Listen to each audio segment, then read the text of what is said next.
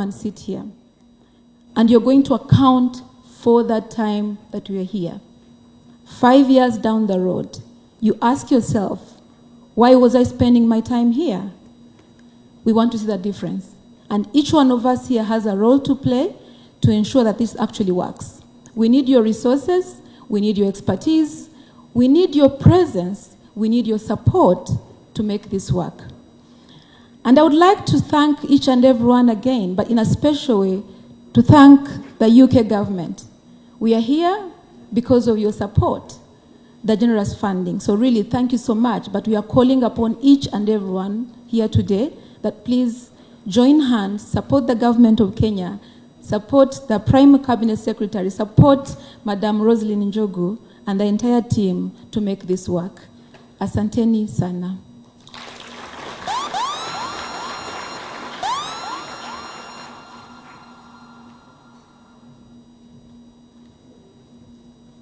Thank you very much, Sharon, for those kind comments that you have made.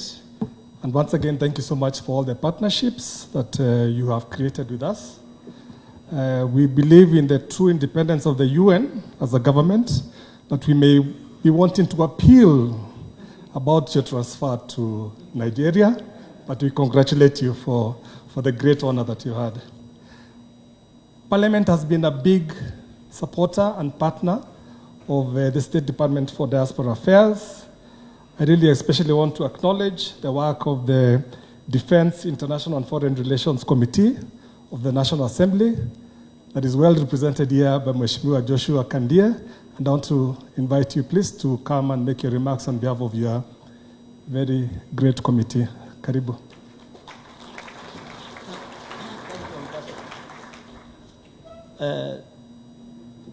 Good afternoon, everybody, or good evening, everybody.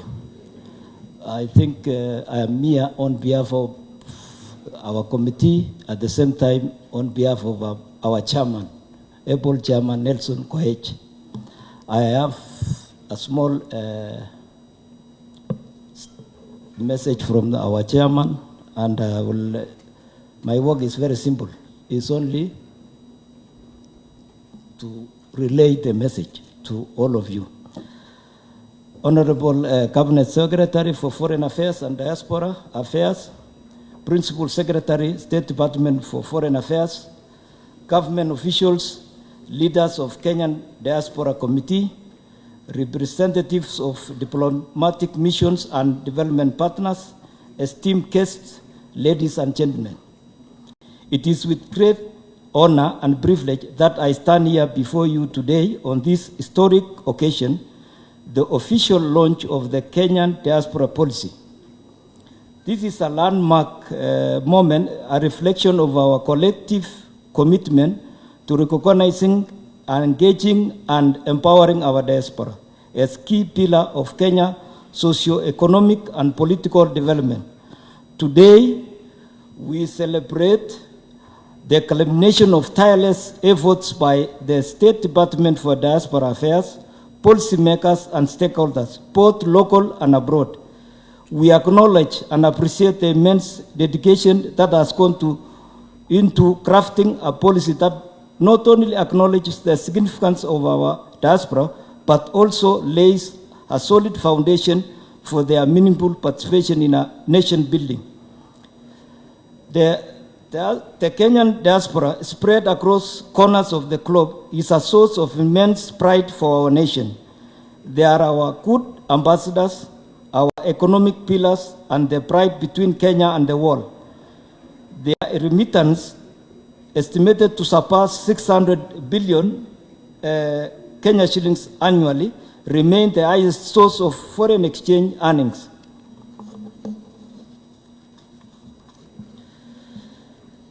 Surpassing key sectors like tourism, tea, horticulture.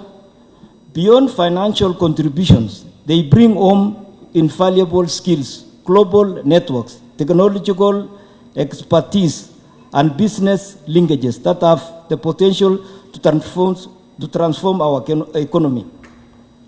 But the diaspora is more than just economic assets. It is a community of vibrant individuals who embody Kenya's resilience, diversity, and global influence. Their contributions in fields such as medicine, technology, academia, arts, and governance continue to elevate Kenya's standing on the world stage. Today, with the launch of this policy, we send a clear message. Kenya values, recognizes, and is ready to engage its diaspora in a structured and impactful manner. Allow me to commend the Cabinet Secretary for Foreign Affairs, the Principal Secretary, and the entire team at the State Department for Diaspora for their unwavering dedication to making this policy a reality.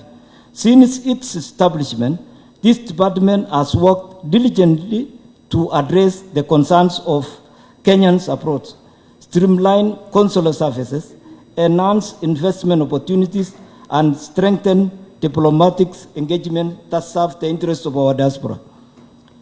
This policy will provide framework for enhancing diaspora engagement, crafting platforms for direct interaction between the government and diaspora to ensure their voices are heard in policy formulation, protecting diaspora rights and welfare, addressing challenges such as labor rights, dual citizenship, consular support to ensure Kenyans abroad are adequately protected and supported, maximize diaspora investment and skills transfer, establishing incentive for diaspora investments, strengthening remittance challenges, and facilitating skill exchange to boost Kenya's development agenda.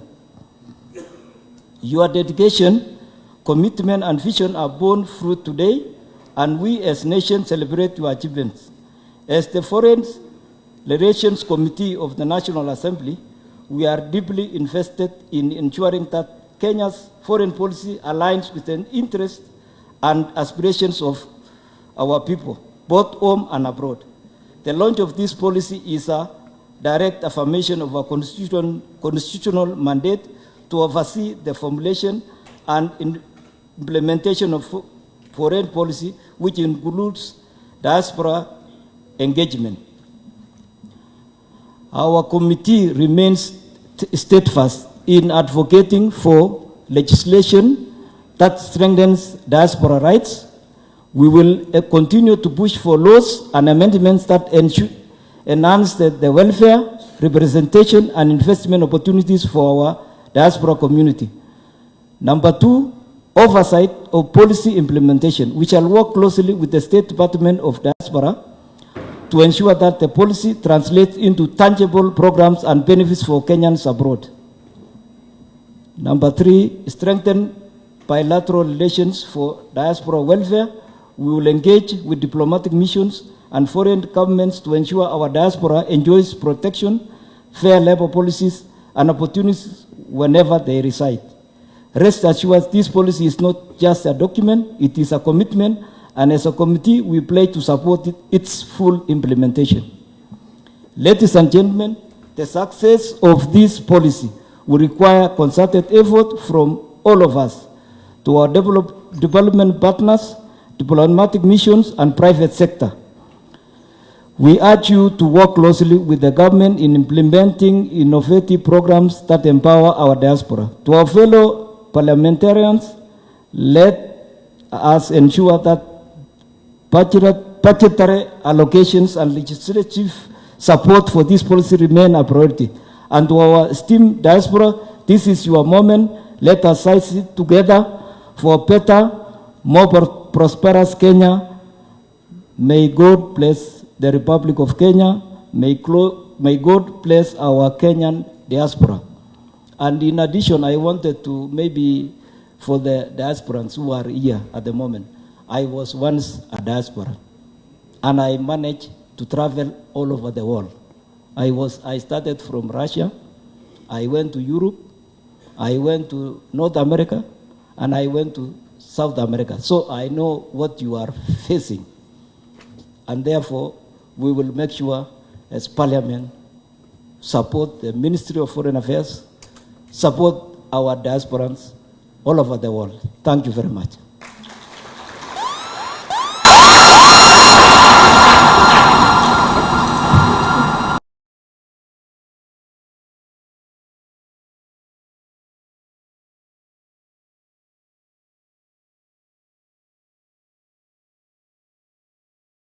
committee and tell them that we greatly appreciate all the support that they have given us. Thank you very much.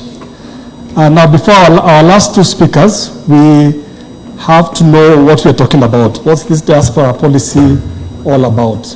So one person who has been very instrumental in the formulation of this policy is my colleague and sister, Ambassador Helen.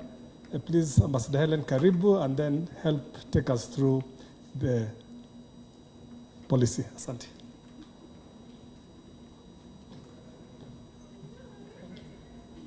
We are very quiet. Shangwe na vigelegele jameni. We are celebrating. Diaspora mpo. Diaspora mpo. Mnatuangusha bwana. Diaspora mpo. Your Excellency, the Prime Cabinet Secretary, Excellencies, the Diplomatic Corps, Principal Secretaries are with us, the heads of mission, our Chief of Mission, IOM. Let us give her a round of applause. She has really been incredible, and I think it's going to be a great loss. We are really going to miss you because you've been so supportive in so many different ways. Dear diaspora who are here, who made your way here, our partners, we are so excited. I am happy to see so many people from the private sector, so many people from the development partners.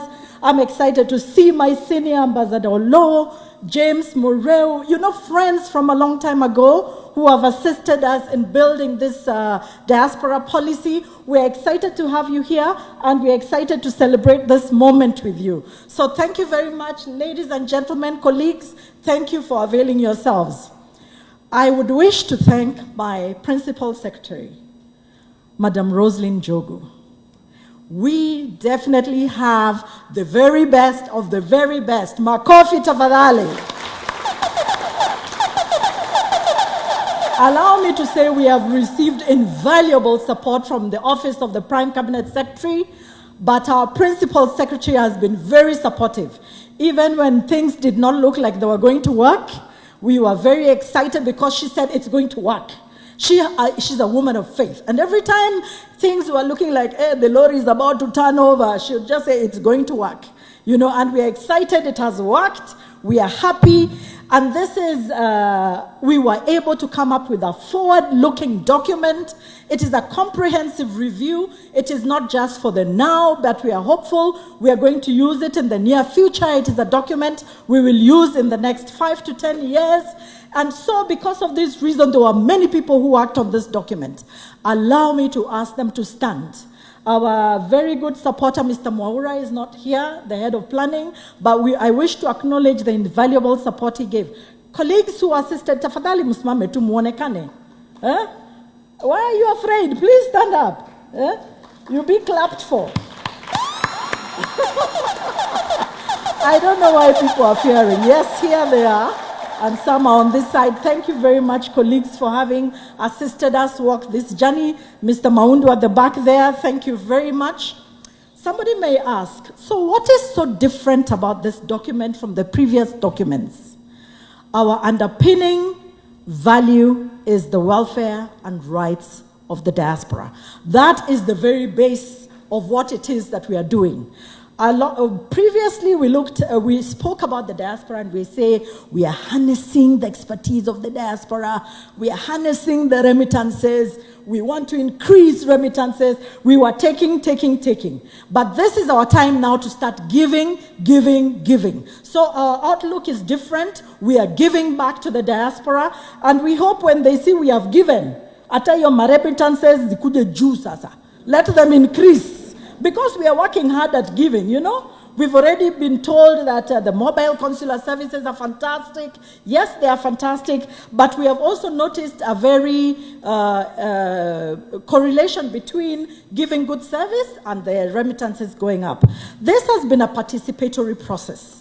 It has not been a process where we have decided by ourselves. We had several meetings with the diaspora. The diaspora were able to tell us what they wanted, and we were able to fit what they wanted within a framework that will work with government. You know, sometimes the diaspora, there are some things they want which we really cannot give right then and there. It is a process, India. It is a process. You start one step at a time. So we have started with a few steps which we feel are honoring the diaspora, which we feel are answering the questions the diaspora have had, and which we feel are giving the diaspora the kind of services that they've been looking for. So we are very grateful. The first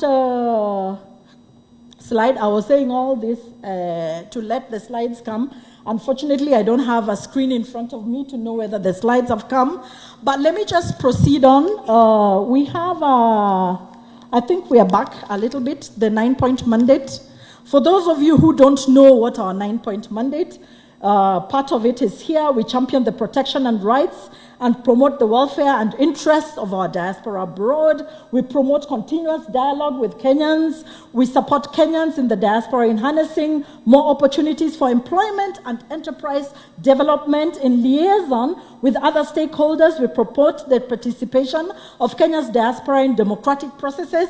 And for that reason, our diaspora who spoke a bit earlier, Mr. Mukile, they have come to try and negotiate with the parliament to see how much of the democratic process they can have with our elections just 2 years coming. And our development partners, we shall be coming to you, you support us, such that we go and register the diaspora. They must be registered. So we are going to come around and we want to work with you even as we register the diaspora. And then, of course, harness diaspora savings, facilitate foreign direct investments and technology transfer, develop incentive frameworks, for diaspora remittances. I think a lot has been said about diaspora remittances. Liaison with the Ministry of Labor in implementation of the labor migration policy as well as the global labor strategy. And in conjunction with the Ministry of Labor, secure the placement of Kenyans abroad and mainstream the Kenyan diaspora into the national development process. That is the slide I am on. Thank you very much. So as you can see, I said at the very base is the protection. The green is the protection. The house is the base. It covers all of the house. You can see the arrow goes on the outside. Second one is to engage the diaspora. This is part of the engagement. But we have done a lot of engagement already before this document is even ready. And then we empower the diaspora.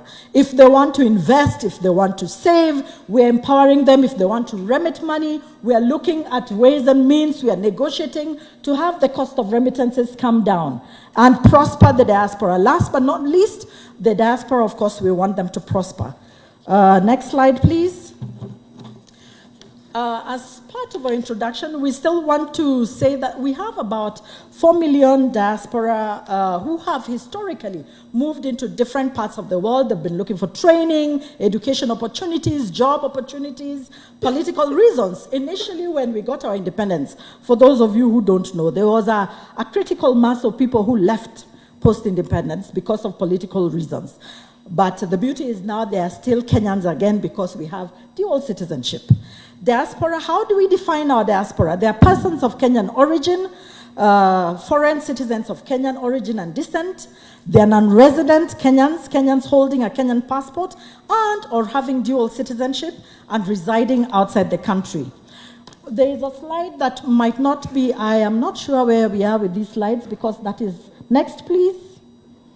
It is not very legible, but it is just what I have said. This is introducing the different reasons why the diaspora moved, for political reasons, environmental reasons, and lately we've been having a lot of conversations about the diaspora and climate change. We have social reasons, maybe your father or your mother moved and you want to reunification reasons, demographic reasons. We have a lot of young youth who are in one area, density, population, size and density, the structure, and sometimes diseases make people move away as well.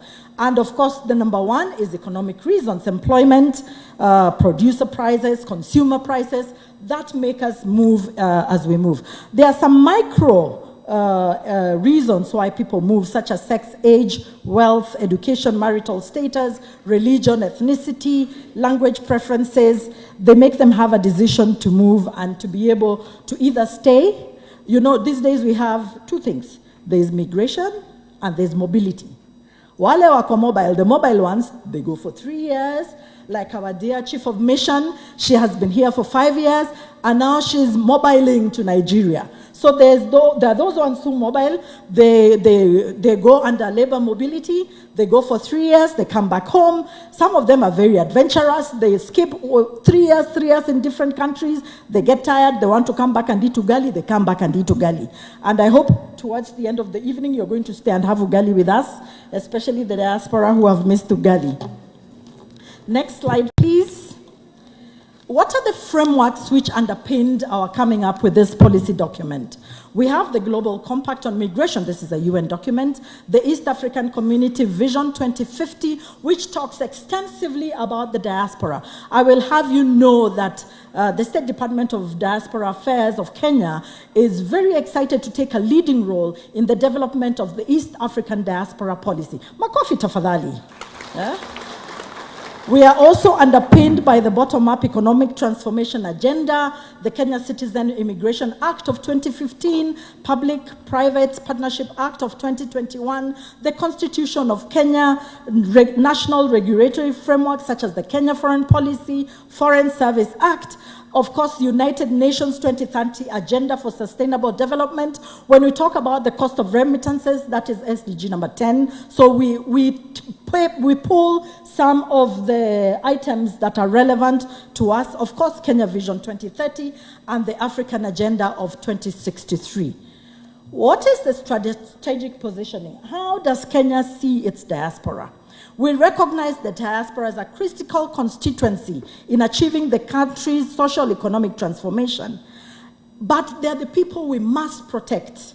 They must be protected and their welfare enhanced first and foremost. That's how we see them. We also see them as highly skilled labor force and people who can enable us to have some technology transfer, especially those who are going on labor mobility. They go there, maybe you're a nurse, you've never seen an ICU like the one you've seen, Uko Maiju, you come back and you give us ideas on how we can do our own ICU much better. We also have some diaspora. By the way, we are excited with our diaspora because we have an NCLEX center. Did you know we have an NCLEX center? If you're a nurse and you want to go abroad and you need to do the testing, now it is in Kenya. So Kenya is serving the East and Central African region through the NCLEX center. And that is one of the achievements that we are very proud of. So in case you have somebody who wants to go, please let them go to the NCLEX Center and do the exam, then they'll be eligible. Economic transformation, we see them as part of our economic transformation of the country through remittances, and not just remittances. There are social endeavors that they undertake which enhance the economic transformation of our country. The diaspora policy, therefore, establishes a framework for safeguarding the interests of Kenyans abroad and ensuring the inclusion into the national building process. When we talk about the rationale, we've already alluded to a lot of that. The growth, there's been an increase, there's been changes in demographics, the migration vis-a-vis mobility, the diaspora forms an integral part of the Kenyan economy and social fabric. Government of Kenya needs to engage in a more structured and more productive manner. And we want to believe that the policy outlines activities and areas where we are going to have a lot more structure than we have had before. So the policy will bridge the existing gap by providing the necessary framework to protect Kenyans who migrate abroad and entrench parameters for mainstreaming the Kenyan diaspora into the national development process. What is the composition? I think we've spoken a lot about this. We have professionals, labor migrants, students, retirees, family members, entrepreneurs, medical tourists. The new term is medical tourists. We are not just going for medical, but as we are going for the medical, we are also going to see the Taj Mahal if we are in India. So we are also medical tourists. Next slide, please. So what are some of the achievements that we have heard? So far, we have evacuated 5,235 Kenyans from 19 countries, being victims of human trafficking, distress, and situations of war, and the evacuation process is still ongoing. We have hosted more than 36 diaspora engagements for Kenyans abroad, where we have had His Excellency the PCS, we have had the President, we have had His Excellency the Deputy President, and our own PS as well as having virtual sessions with the diaspora. Of course, it is not always possible to travel where the diaspora are, and we are very innovative. You've seen our PS is fairly young. She's very innovative. So we have embraced the virtual. You know, we are doing virtual. And we are able to reach many more people that way. We have signed a comprehensive labor migration and mobility agreement with Germany and an MOU with Austria to create international job opportunities for Kenyans. There are discussions with several other countries because we all have a brother or a sister who's a graduate who doesn't have a job. Senior. So we want to be able for them to also enjoy and for them to also participate in national building. Negotiations are ongoing with Qatar, Kingdom of Saudi Arabia, Canada, Ireland, and Oman. Under mobile consular services, we have served 14,744 in democratic processes. In 2017, we had 4 countries, 4,223 voters. 2022, we had 12 countries, 10,444 voters. We are hoping in the next elections we shall have a larger number. Onto the next slide, we have had reduced cases of Kenyans who are in distress. We have coordinated 9 diaspora-facing services to e-citizen. We hosted last year, hello, Makofi Tafadhali, we hosted the inaugural Jamhuri Diaspora Awards ceremony. This is a ceremony where we recognize and we see the diaspora and we applaud the diaspora and we fet them and we hold them in high esteem. You know, there are some diaspora who are celebrities in the countries where they are, yet we don't even know their names. So we want to know them. We want to uplift them. We want to be able to bring them to that pedestal where they are looked at in very high esteem. We've collaborated with the Central Bank of Kenya on the development and the launch of the DAO CSD. We have supported the increase of remittances. We have developed the Kenya Global Labor Market Strategy, which has led to the employment of over 240,000 Kenyans. Next, please. And at the still, we have sensitized Kenyans at the grassroots. I think I've alluded to that. We have developed a diaspora mental wellness action plan. So a lot of the diaspora, we have realized when it is winter. Winter is dark, there is no sunshine, winter is cold, and if you come from a place like Kisumu, where it is hot, and the sun is there throughout, and then here you are 3 months, there is no sunshine. Did you know the sunshine is very important? So people get into some sort of a small depression, wanasikia wako low kidogo. So we have a mental wellness action plan where we are going to assist the diaspora be able to cope with the cultural differences, environmental differences that they face when they are out there. We've also conducted a baseline survey to assess the capacities of embassies and our high commissions abroad. What are the challenges we have faced as we have come up with this document? Of course, non-registration by Kenyans. They still are mistrusting us a little bit too, kidogo too, but we are beginning to chambua, you know, we are beginning to warm up our relationship with the diaspora, and we want to believe that we are going to have a lot more diaspora come and participate in our exercises and the activities that we have. There's fragmented data on Kenyan diaspora. There's the issue of mutual recognition of certificates. Some of our diaspora have gone abroad for good jobs, but their certificates are not recognized. Some have gone to look for educational opportunities, and they have had challenges. There's been inadequate policy, legal, and institutional framework. We pride ourselves in being the newest baby on the block in terms of state departments. So there's been a bit of what are these ones doing? So we are settling now, and we are getting our place within that space.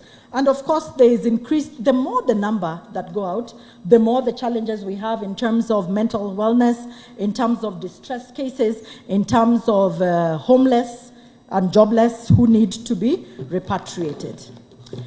What are the areas that the policy areas identified? The rights, wellness, and interests of the diaspora, that falls within my docket, international jobs placements under Ambassador Kabira, diaspora savings, investment, remittances, and technology transfer, Ambassador Kabira, partnerships and engagements with the diaspora, and myself. So just to go a little bit and say, what do we do in some of these? Under rights and welfare, we are in the process of establishing a comprehensive Kenya diaspora database. We have enhanced the provision of consular services to the Kenyan diaspora. Of course, we are promoting the transfer of diaspora knowledge, skills, innovation, and technology. We have enhanced participation of the Kenyan diaspora in democratic processes. We have developed the implementation and implemented the evacuation and repatriation guidelines, established a framework for pre-departure orientation and reintegration of the diaspora. So it is not just going. Even when you're coming back, and particularly when you've been in distress, you know, for us it's a big thing when you go abroad. So when you're coming back, you're under distress and you don't have anything, there's a slight stigma there. So to integrate you back into the society such that you feel you're one of us, you're still Kenyan and you're still welcome, we have looked into all that. Mechanisms for addressing distress cases among the diaspora, I think I already spoke to that. The next slide, please. Diaspora savings, investments, remittances, and technology transfer. I think we've alluded to this.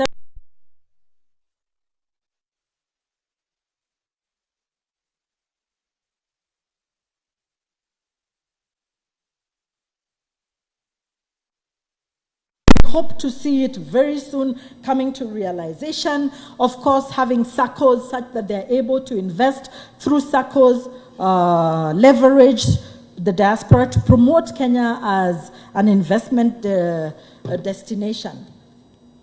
Under partnerships and engagement we've held, I think I alluded to this, we are in the process of facilitating the establishment of a diaspora summit. All this is in the diaspora policy. The diaspora summit is a more organized way of the diaspora getting together and speaking to the government with one voice. It might not be exactly one voice, but at least we'll have a larger voice of the diaspora speaking to the government on the main issues that affect them. So we are looking at a more structured way of having this conversation with the diaspora. We have established a framework for partnership and engagement with the county governments, mechanism, of course, for awarding exemplary diaspora initiatives. I already alluded to that. Strengthening diaspora associations and decentralizing government services to the diaspora. I think I already spoke to that as well. Under partnerships, we appoint brand ambassadors, diaspora brand ambassadors. We are still looking at the framework under which we are going to look. I told you the document is, it's progressive, yeah? It is far looking. So there are things we are very ambitious, we have put in the document and we are going to do in the next 10 years or so. Of course, diaspora centers in the missions, a framework for engaging the diaspora in the philanthropic space and engaging with the professional bodies, as well as business member organizations and private recruitment agencies. International job placements, this is a big one. Because I think I've alluded to it as well. We recognize the challenge we have with a budging youth population who are skilled. Our mean age is 19 years, so that's very, very young. So we are looking at the global labor market strategy to see how best we can fit diaspora into different spaces and to facilitate development and signing of strategic agreements of labor mobility, facilitate skills development and recognition of prior learning, as well as establish and operationalize the Diaspora Placement Agency. Policy implementation, how do we see us implementing? Through, of course, other MDAs, ministries, departments and agencies, through county governments, the Parliament, diaspora associations, development partners, the private sector, of whom we are very excited to have today, civil society of organizations, we have some of them here, as well as any other stakeholder who will come abroad to work with us. Like Madame Dimanche said, this is not something that the government can do alone. We need all of you to work with us. Under monitoring and evaluation, this is the usual. We'll check whether the policy objectives are met, identify challenges in the implementation, design corrective actions, policy review as and when necessary. So we are not saying this policy is cast in stone for the next 10 years. No. If we find that our thought process in this particular year was not working, then we want to review it and review it expeditiously such that it serves the needs of the diaspora when and if it should be served. Asanteni sana, thank you very much for listening.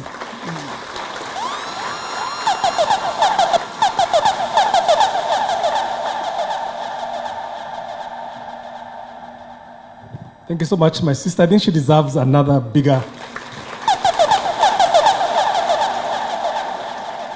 She's very enthusiastic, and Balozi Helen, she knows her stuff, don't you think? She really knows her stuff.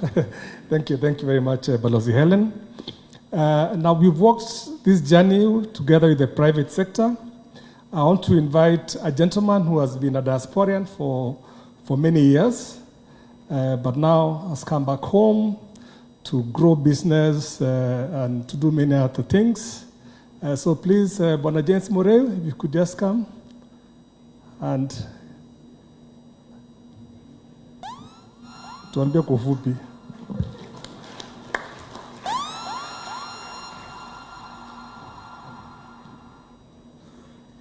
Thank you, Ambassador Kabira, for the ambush.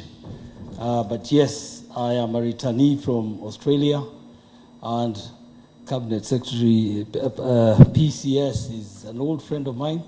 I'm happy to reunite again here. Helen, thank you very much. I see a business community from Ohio. Just salute us here, Ohio.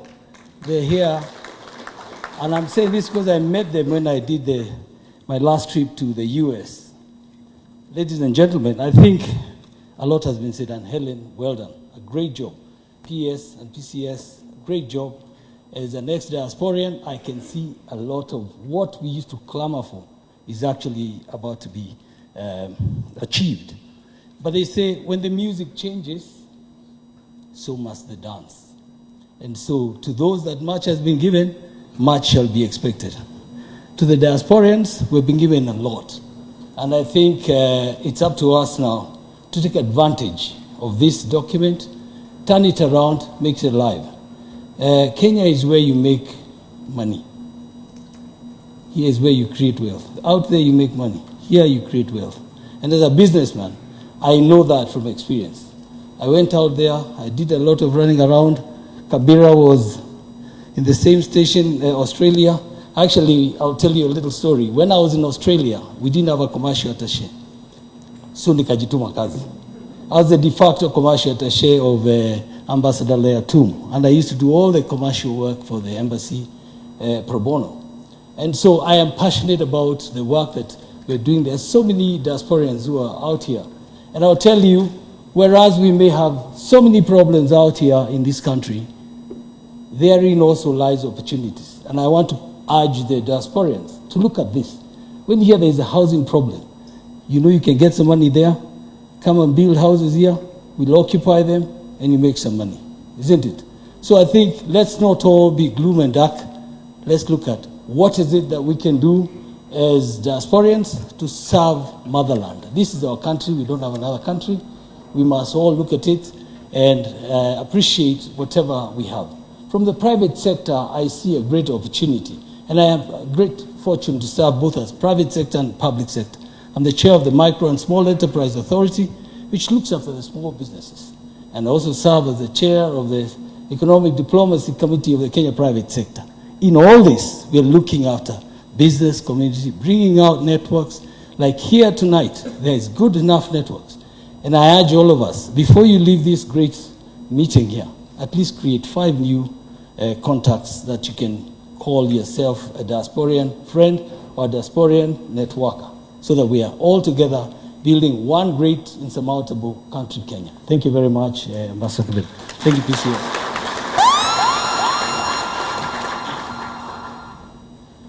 Thank you much, James. Always a pleasure to seek your counsel on matters of diaspora. I also want to recognize the presence of the Presidential Advisor on Climate Change, Honorable Ali Mohammed. Karibu sana. Thank you so much for honoring us. I also want to recognize the many private recruitment agencies who have come to join us here. You are all our partners, and we greatly appreciate you. It's now my single pleasure to introduce somebody I've always said is very passionate about matters diaspora, but also very compassionate about Kenyans in the diaspora. It's a pleasure to invite our peers, Roslyn Kadure Jogu, to make her remarks and invite the Prime CS.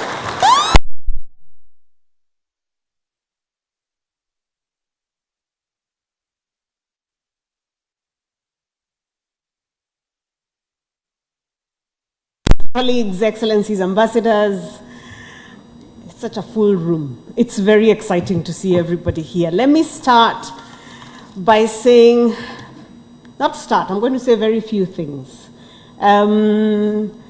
Sometimes when you prepare a meal, it is lovely to just serve the meal and have everybody else enjoy it and listen to other people talk about your cooking. That was a very, very Kenyan wife sort of comment that I made. But I want to recognize the presence of my dear brother, PS Joel Arumanyang. This is the PS for Public Works, and he's my colleague and friend. Thank you so much for coming to support us and to see what the diaspora is doing. But he will also tell you that our diaspora are a big stakeholder as far as the built environment is concerned, because one of the biggest diaspora investments is in real estate. Your Excellency, sir, it is in these kinds of events, it's very easy for people to praise you and for people to assume that you are really a heavy lifter. The work that we have done has been done by fantastic officers who have, as the kids say, understood the assignment, and they worked hard. Allow me to recognize our team at the State Department for Diaspora Affairs, who are a team I am singularly proud to lead, because they work hard and they have understood the assignment. And if you look around, they're probably the ones wearing Ankara, because it's just how we roll.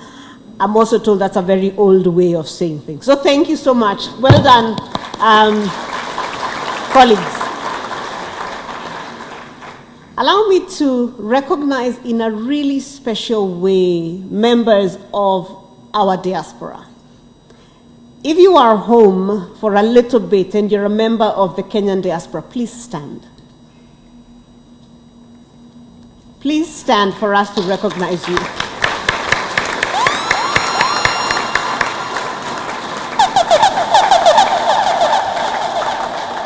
Let me be the first to say, Karibuni Nyumbani. It is fantastic to have you guys here and to see what you've done. It's expensive to come home, that you've taken time off from the things that you usually do.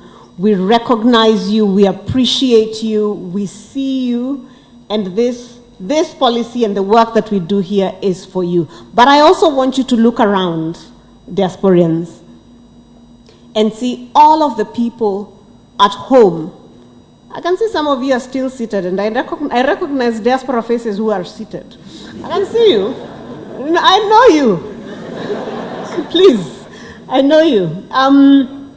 I want you to look around and see at home how many people care about your issues, are rooting for you, and are here to celebrate your policy even if you are not going to be here. So you are not standing alone. You actually have people at home who love and care for you. Thank you. I want to say 3 things, and then I will leave my waziri to come and tell us exciting things about where we're going to go. This policy that Ambassador Helen Gishuhi has taken us through is a government statement of intention. We are saying this is who we think our diaspora are. These are the things we want to do for our diaspora. These are the things we want to do with our diaspora. And this is where we want them to take us. It is also a commitment on our part to say that for us to say we have a prosperous diaspora, we have an engaged diaspora for a prosperous nation, what do we as the government and the people of Kenya have to do for those of us who live and work and study abroad? You've probably seen this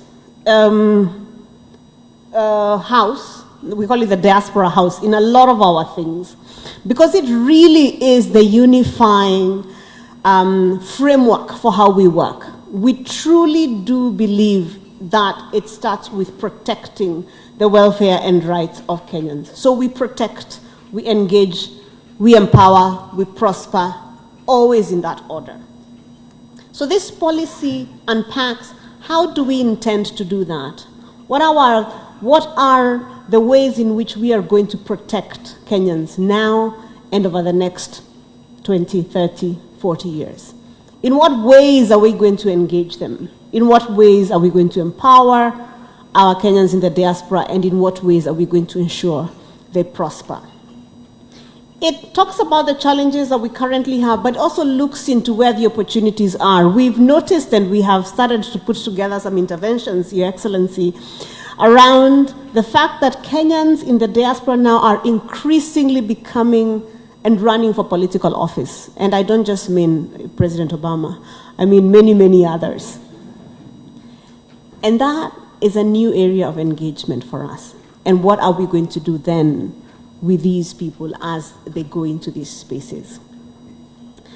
So the policy is our statement of intent.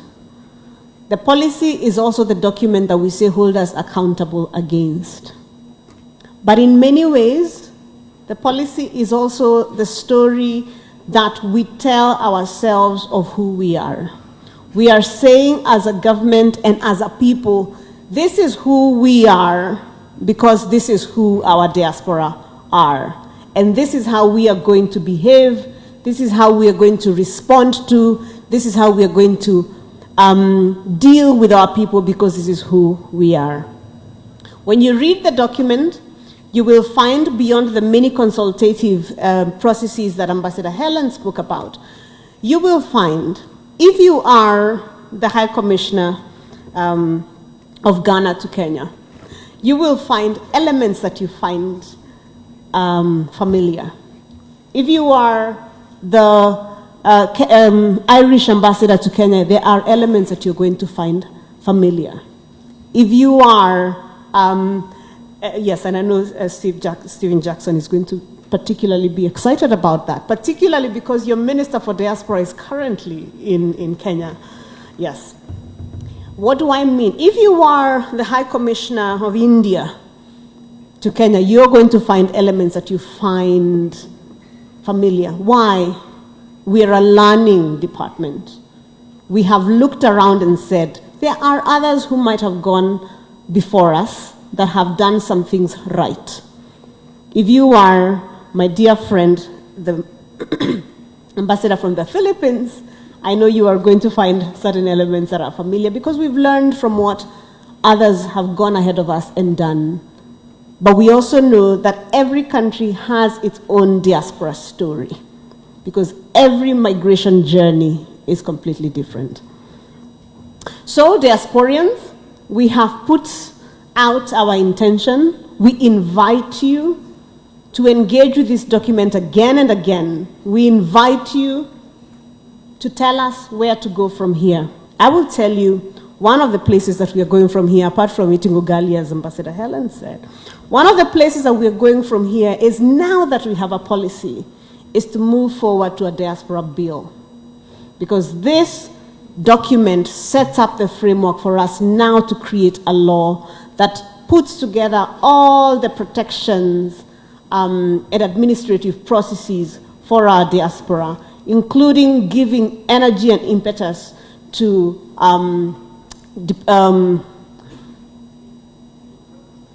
what is it called? Electoral rights. I was going to say diplomatic engagements. No, electoral rights and the other rights, such including protection of rights of property of our diaspora and so on. Your Excellency, I want to stop there because I know you have exciting things to say to the people gathered here and to your diaspora. Ladies and gentlemen, allow me to thank you once again for this. Allow me to thank you for showing up, for listening to our work, but also allow me to thank every single person who has worked so hard to get us to this point,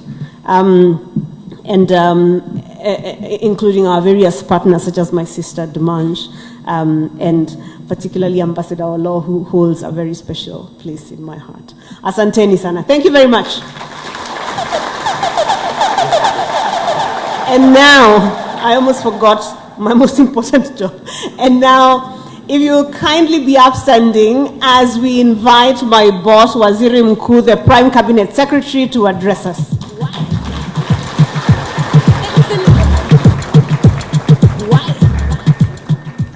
Thank you. Please be seated.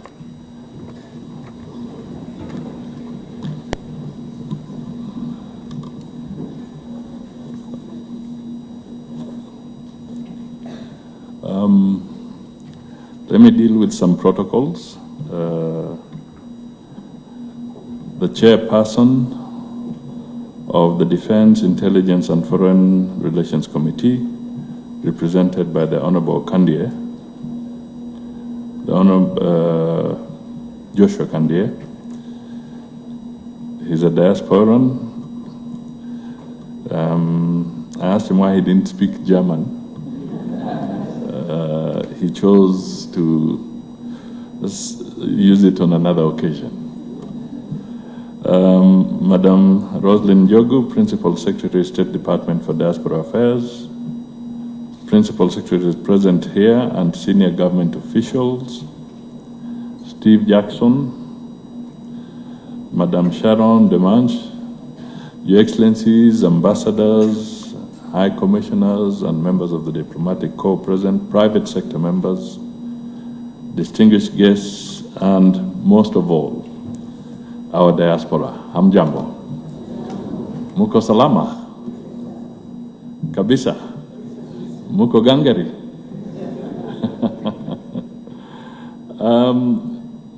Now, the two ladies who have spoken here, actually there are three. Sharon spoke, Helen has spoken, and the PS has spoken. I don't have to read my speech. They've done an excellent job. They have actually brought out the very, very important issues around what we want to do in terms of the diaspora. So I will not take you down that road. So allow me just to make a few comments, and then we can move forward. First of all, let me thank Madam Roslyn, who has been very passionate in pushing the whole diaspora agenda. To be honest, even the ordinary Kenyan does not require to be told what diaspora means anymore. She has done a good job.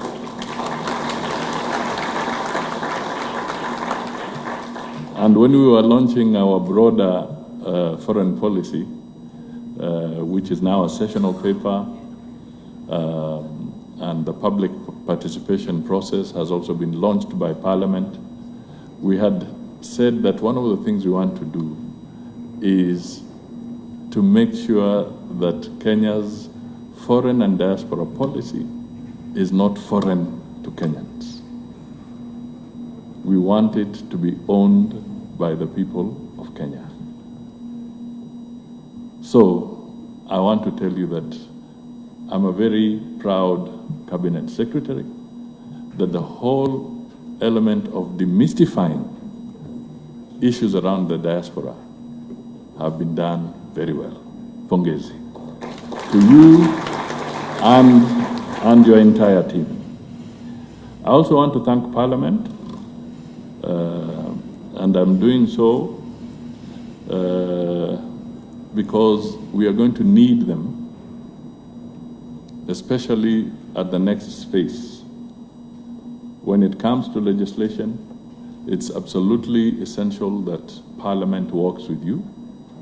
And when they're represented here and they listen to you and they become part of this process, they will definitely enrich the legislative framework that is so important to anchor what we have been talking about, what we intend to do, and how we intend to do it. So, Parliament, I thank you for supporting us, but I also say, please don't tire, because we need you for the next very critical steps. I want to thank the partners. who have supported the diaspora team and the entire framework of the foreign affairs for working with us systematically.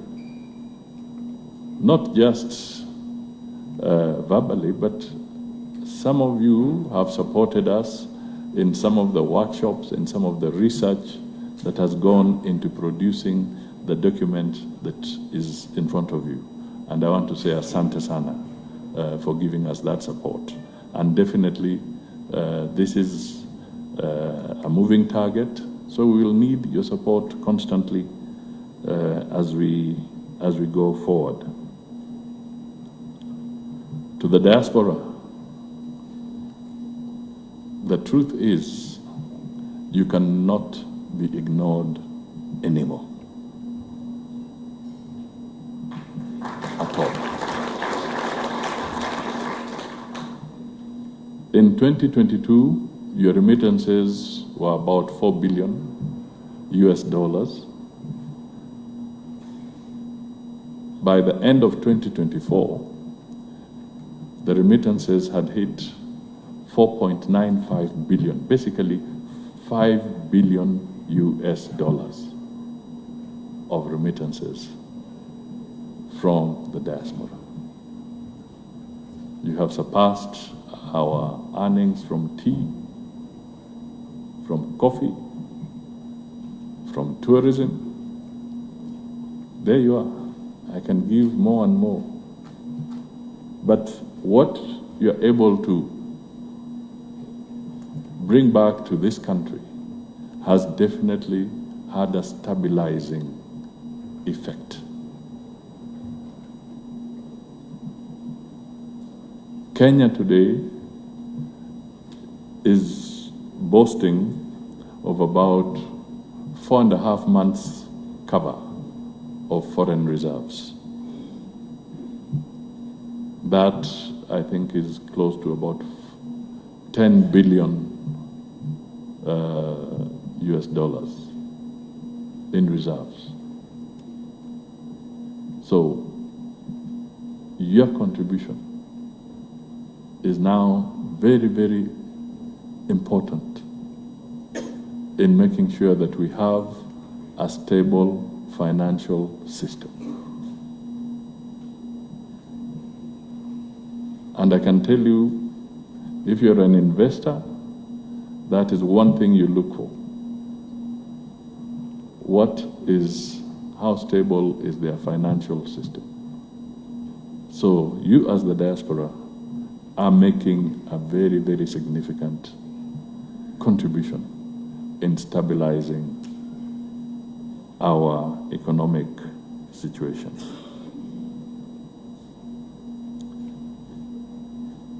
I want to flag one thing or two. One, the question that we need to ask ourselves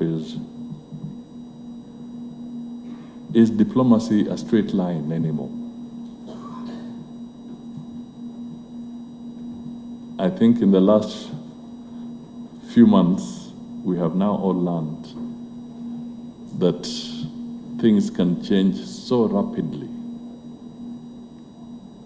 You can get a tectonic shift in the whole environment within a very short time. Basically, an earthquake can hit.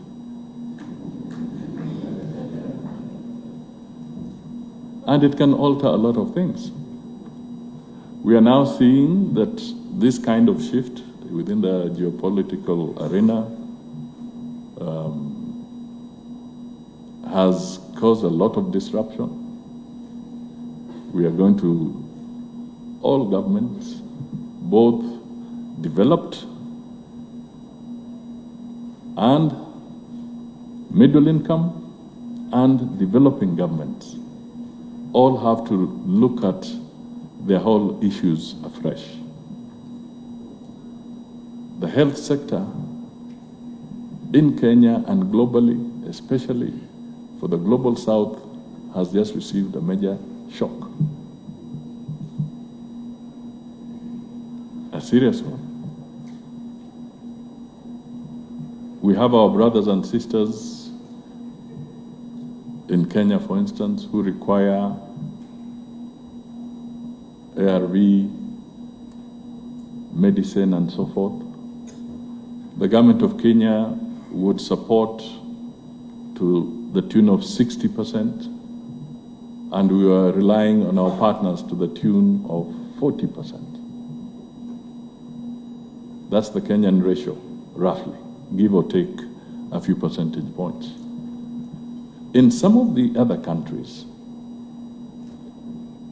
there's literally no local contribution. They're totally dependent on the international support. Now, we have reached a situation, what do we do? Do we let our citizens in all these countries perish because there has been an earthquake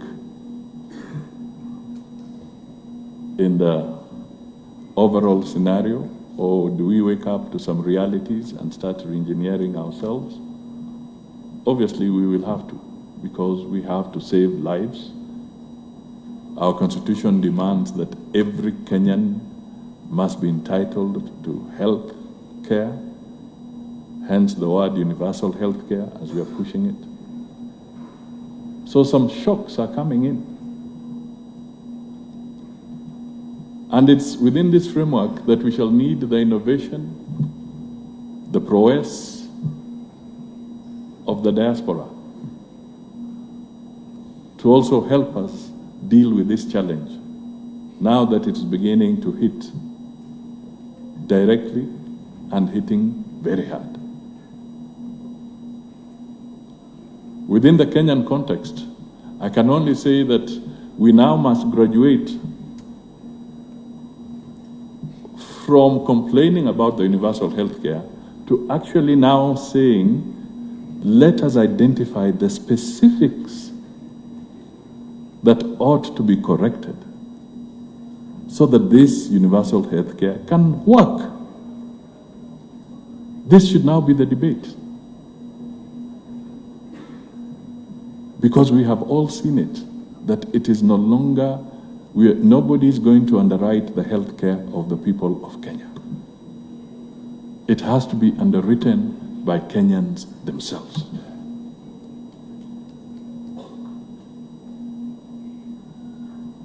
These are the harsh realities.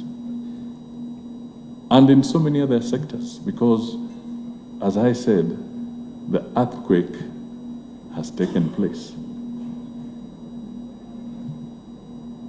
You can decide where the epicenter is, it's up to you.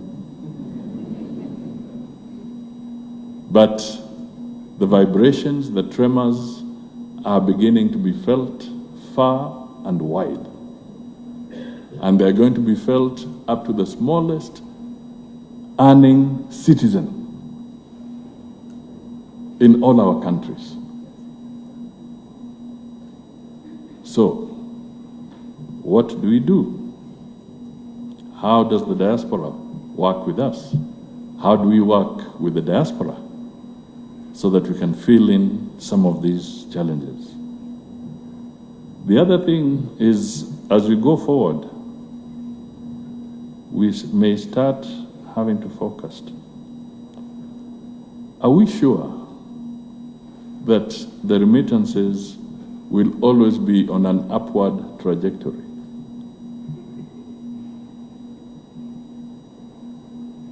That's another question that we must answer. Collectively, are we sure that we shall see the growth that I've talked about from 4 billion to 5 billion? Are we sure it will continue that way?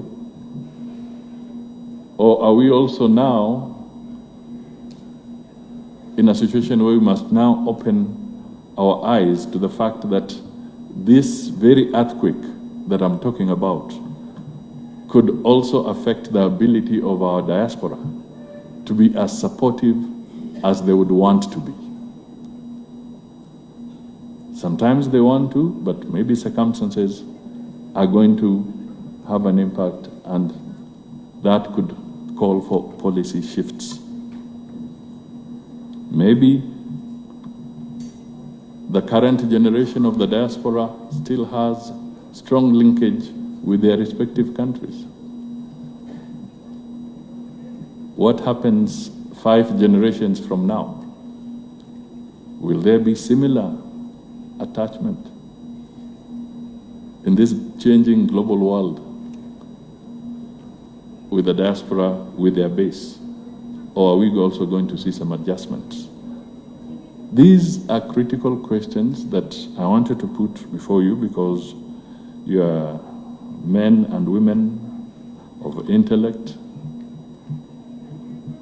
that as we go forward, let us think broadly about some of these issues so that we can make Kenya a better place, but we can also provide opportunities for everybody, whether investment and others. And indeed, the ladies did talk about the bond that I referred to. We are talking both with the Treasury and other players so that we can get to the stage where we can also harness the resources of our diaspora more meaningfully, more positively. And I gave the example that if, for instance, we wanted to have some very critical infrastructure, I gave the example some time back of the Jomo Kenyatta Airport as an example. If we package it well,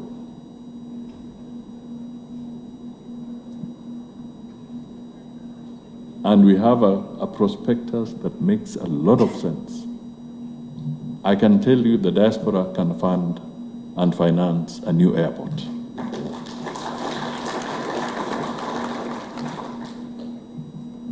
If we want to continue being the key artery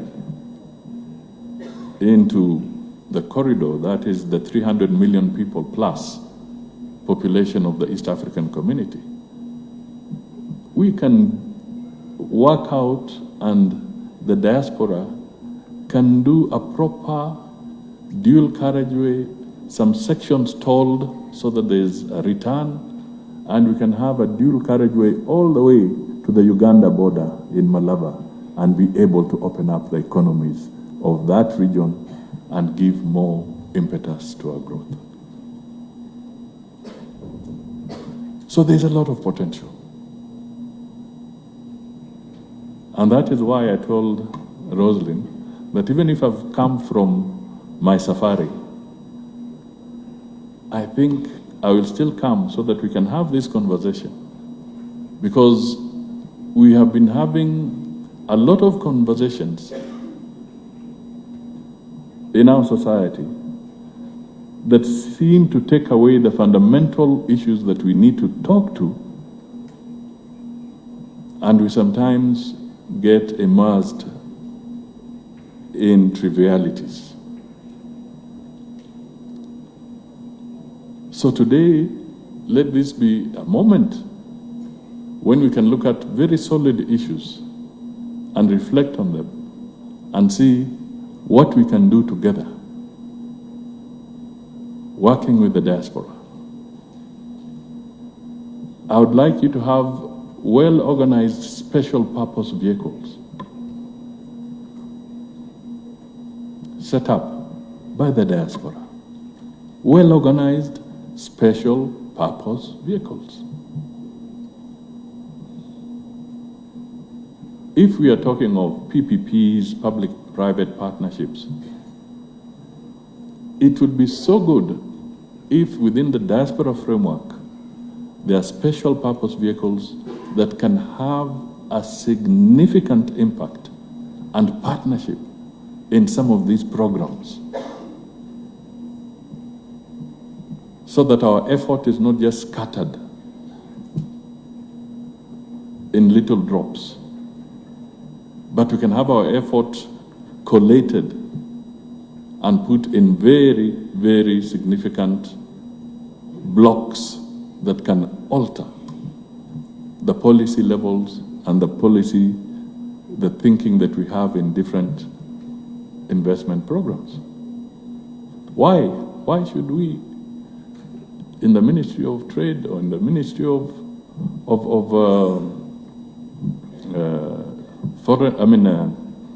Treasury, why should we gazette a special economic zone for our partners from Asia or from Europe, and we cannot gazette a special economic zone for our diaspora? To take up some serious manufacturing or to take up some serious innovative program and then use that as a launch pad for export.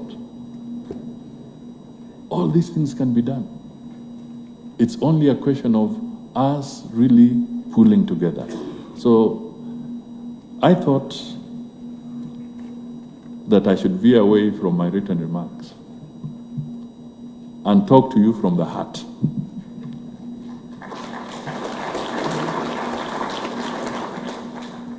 On some of these issues.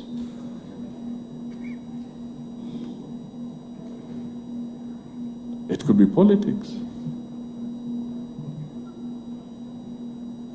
We are now seeing situations where the Kenyan diaspora are staging demonstrations against their own country in certain places.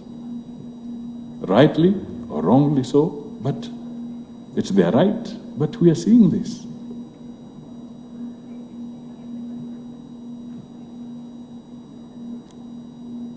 I don't think that is where we want to go. I think we want to start working on a more organized approach to some of these things. A few days ago, not on another trip, I was in Geneva. And I went to meet with the UN High Commission for Human Rights. And believe you me, even though sometimes we have bloody noses from our own local issues, where we punch each other and we don't look so good, but comparatively, the United Nations High Commissioner for Human Rights still said that in spite of your bloody nose because of your local issues, you, Kenya, can still host a multi-country center for human rights in the region.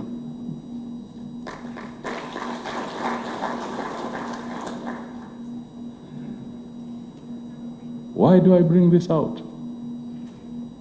I bring this out because in Kenya, you are the media hub. In the entire region, there's nobody, no other sister state that has got the kind of media hub that you have, where people can speak freely.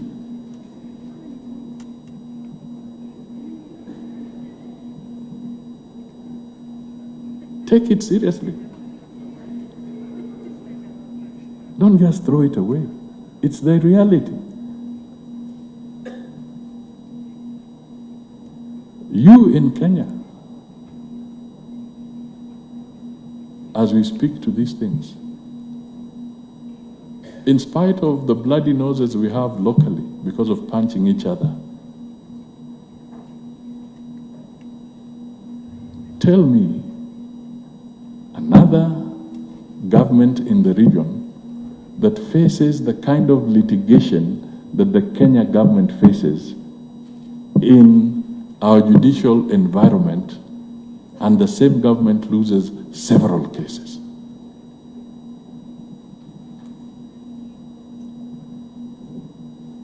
Let us be realistic. It's a reality check. Because we keep on communicating, saying that we are the worst. You are not the worst.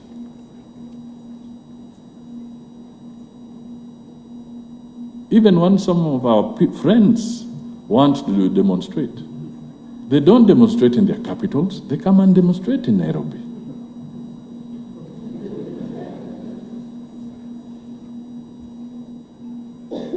For abrogations that they feel have happened in their home ground. But they demonstrate in Nairobi. Ask yourself the very fundamental question, why? Kwa nini? Mbona hawakwenda kucheza hiyo dansi kwao? Wamekuja kuicheza hapa Nairobi. So there are some issues which are good. And for this, we must say hats off to the Kenyans who participated in ensuring that we all got the 2010 Constitution, which has safeguarded our liberties. Some of you are in this hall. You participated. Let us defend that Constitution. And as we defend the Constitution, let us do it positively. Let us not cut our noses to spite our face.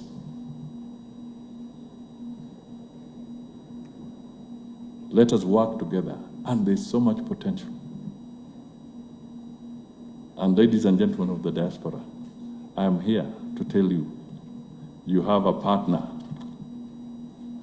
You have a partner in this journey.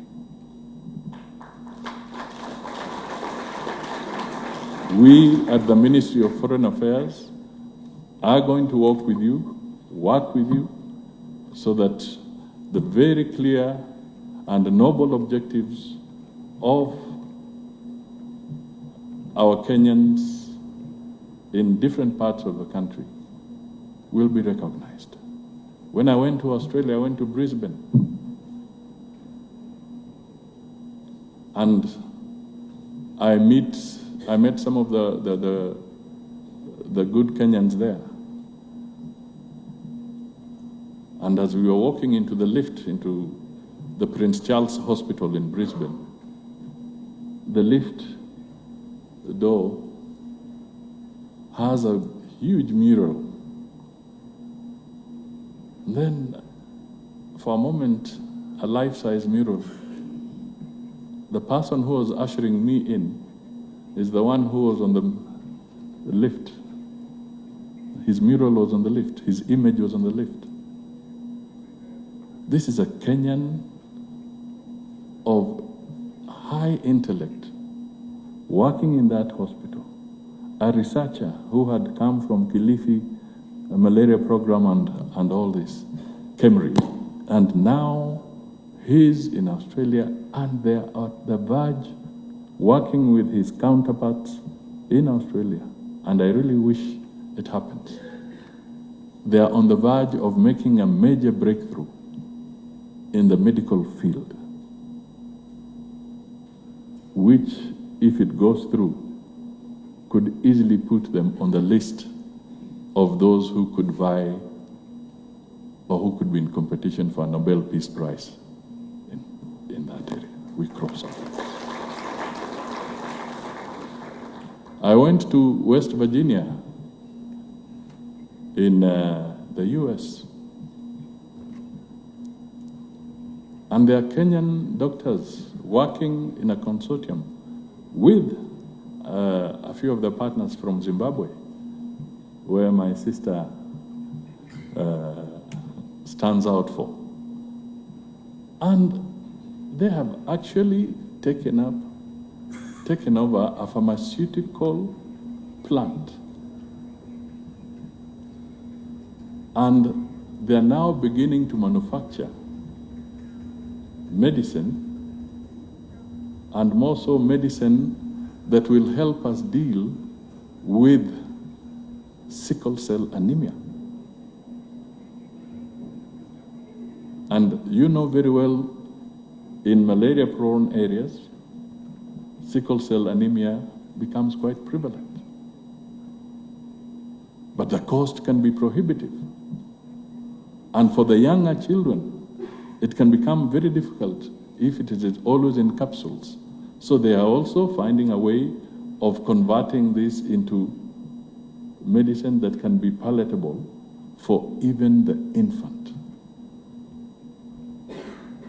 And I was telling them, once you are through with this process, it would be important that you become one of the key suppliers on the Kenyan scene, so that KEMSA and others can buy medicine from you and be able to deal with sickle cell challenges in the region. These are people in the diaspora. And you can name many others. You all have examples of your own. So let us now elevate our conversations to the next level. One level is the legal framework, but the other level, which I think is even perhaps more important, let this earthquake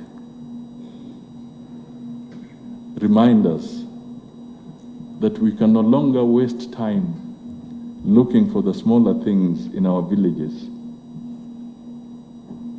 Let us seriously elevate this conversation to the higher pedestal so that we can find solutions, both for the nation, but also for the well-being of each individual citizen.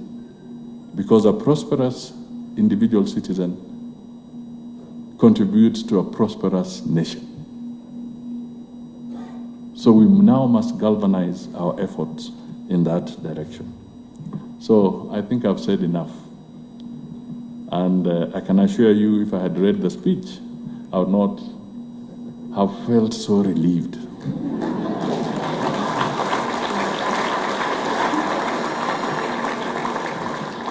I certainly feel very relieved. And the gentleman you saw here, called Moreo, he didn't tell you, there wasn't full disclosure, but I'll disclose a little more. We grew together in Kangemi. That is where we stayed with him. We were neighbors in Kangemi, and we played soccer together as young people. He went to Starehe, then I went to Nairobi school.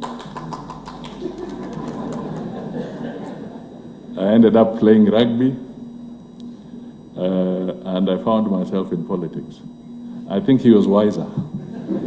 So, ladies and gentlemen, thank you so much, and may I say that we are now ready to launch the diaspora the diaspora policy formally, and then we can all mingle and say jambo to each other. Asante sana. Thank you for listening to me.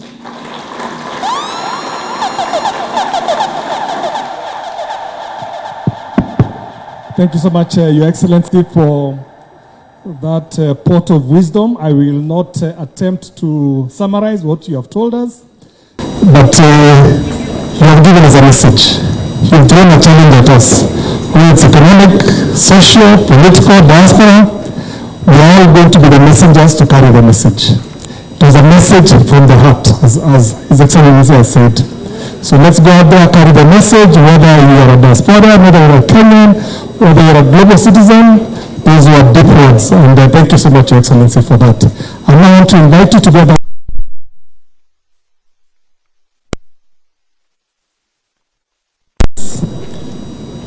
Sharon? Steve?